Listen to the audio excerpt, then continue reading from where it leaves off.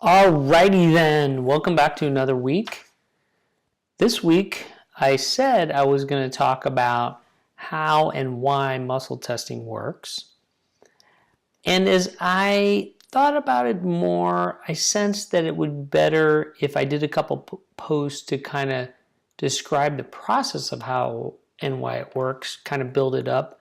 So I'm going to break it down into several posts that provide some background on the latest and greatest science and understanding of how the universe is put together and is set up. And think of these posts as building blocks that will help you understand the bigger context and the result in a deeper understanding.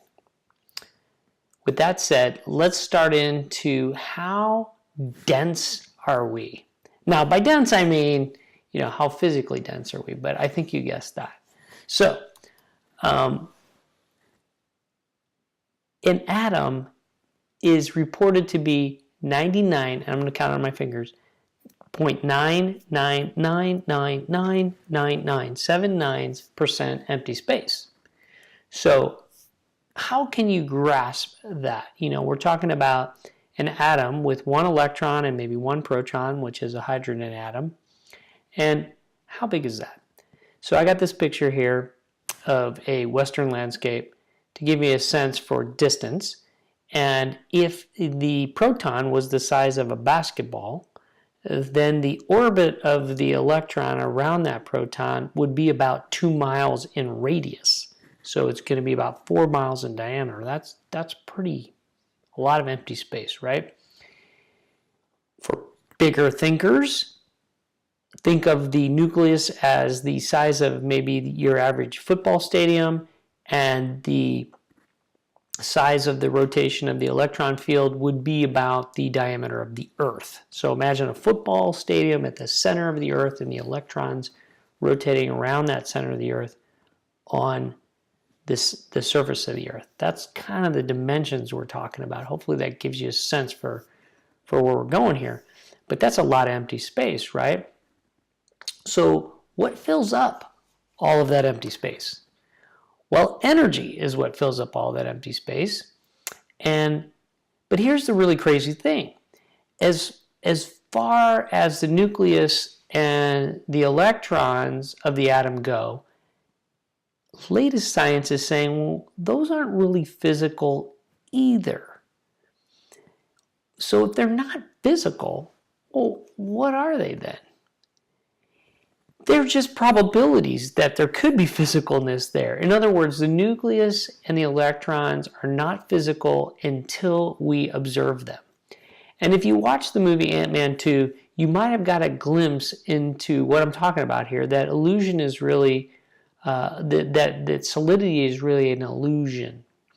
And in the character of Ghost, you saw this as she shifted from space to space and could actually go through other physical objects. So she could pass through other objects because she was so much of a probability of physicality as opposed to being solid in the way that we think of solidity. So, but this is just Hollywood, right? Right?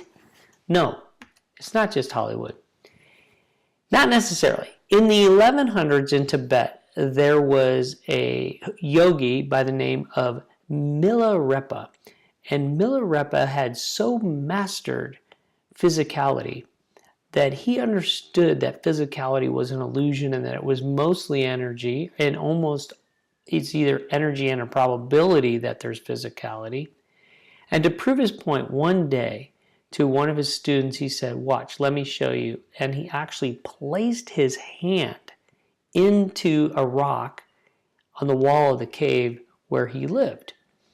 And as he placed his hand on the rock, his hand and the rock briefly became one, and the rock melted underneath his hand. And when he pulled his hand away, a handprint remained.